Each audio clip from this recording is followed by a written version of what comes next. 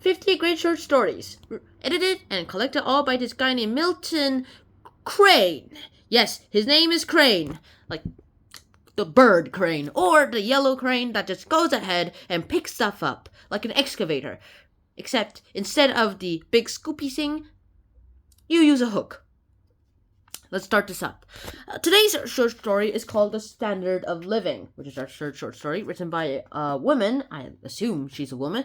He or she's a woman, Dorothy Parker. This was written in 1941, so keep that in mind. It's World War II, and $1 million is still a lot of money then. Yeah.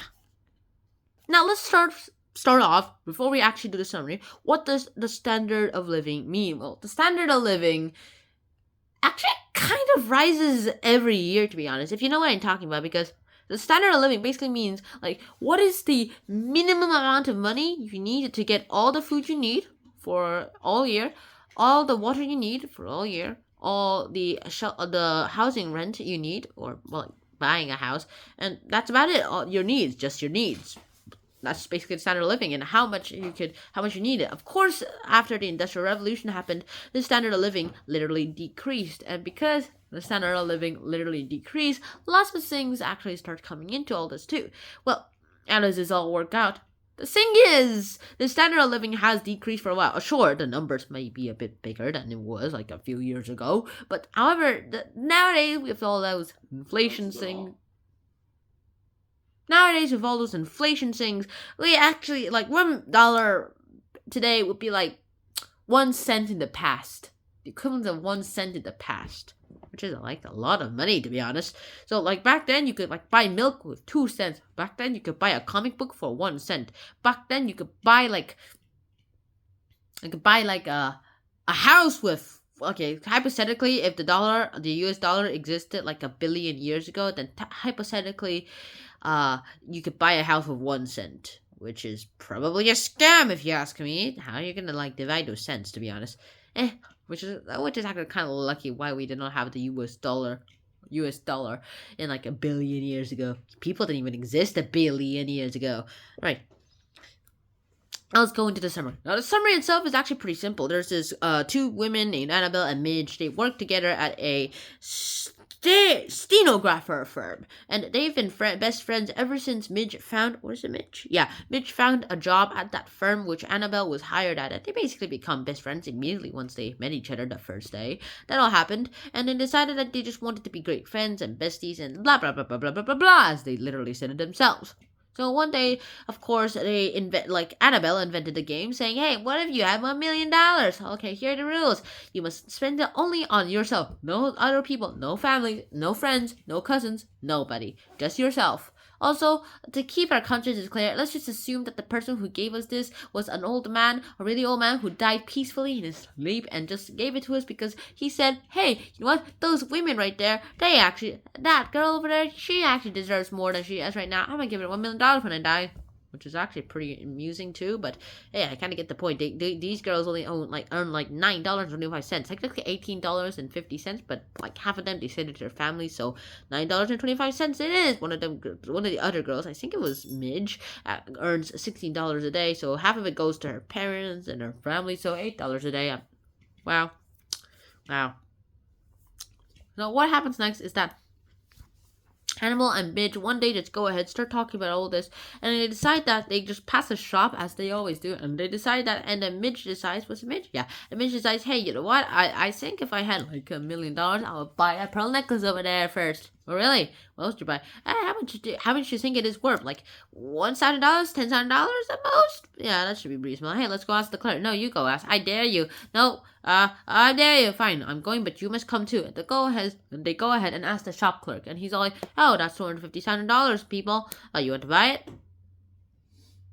Ka-ching! So, no, thank you, bye-bye. They go ahead and realize, $250,000! That's $250,000! If you buy that necklace, you waste all your money!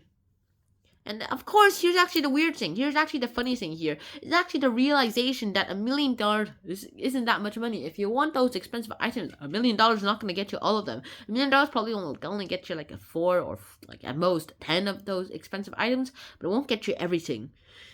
The only way you could actually spend all those millions of dollars and get a bunch of stuff in return is by buying 1 cent things, where you basically got like $1 million times like 100, so that's like 500. Like that's like 100 million items if you buy like 100 million 1 cent items, which is pretty bad if you ask me.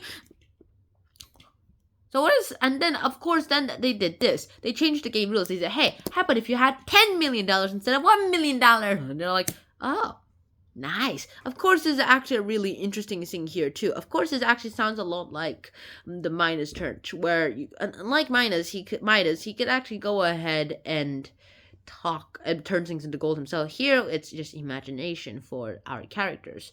Unfortunately, I wish that wasn't true, but unfortunately it is. And that all happens. They go ahead, and the thing about this is that money can corrupt people. I guess that's actually something that we learn from this here too. In my opinion, I think that there's not much we actually learn from this. It's just an amusing story, in my opinion, but there is something that's learnable from this story. I will actually have to say that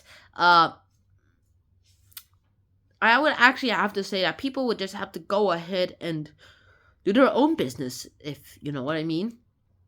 Another thing that I would actually say is that corruption of money corrupts you. Like, money corrupts you. It's like the greed of money just goes ahead and corrupts you too much. And if it does corrupt you too much, it will just go ahead and result in your ultimate demise, which is a pretty bad thing if you ask me. Another thing that I'm actually going to have to mention before I end this video and put it up to a wrap is just how much data it is actually in. How much data is right here. The thing about these people is that they're just really, really good at doing things. Like, they're really, really good at making things up. And of course, they don't actually realize this, but once they realize that they could only get 4 pearl necklaces, even if they had $1 million, they couldn't get everything they wanted. So of course they used that greed corruption to go ahead and let them have something more. Something that they can actually use to afford everything. Like if they said $100 billion, that wouldn't even exist. Not all currency in the world converted onto US dollars would be like a billion of a billion, like $1 billion to the power of 1 billion, which is pretty awkward if you ask me. And hey, that's life. That's life, unfortunately. So, hopefully you guys actually did enjoy this episode, and if there is something you learned from this, other than probably that greed can corrupt you even in ways that you can't think of, like, you might think that you're sane, but technically on the inside you're insane. So, whatever you think of inside there, please actually share that in the comments below. I hope to see you guys soon. Until next time, Shana out, peace, bye-bye, and please wear a helmet.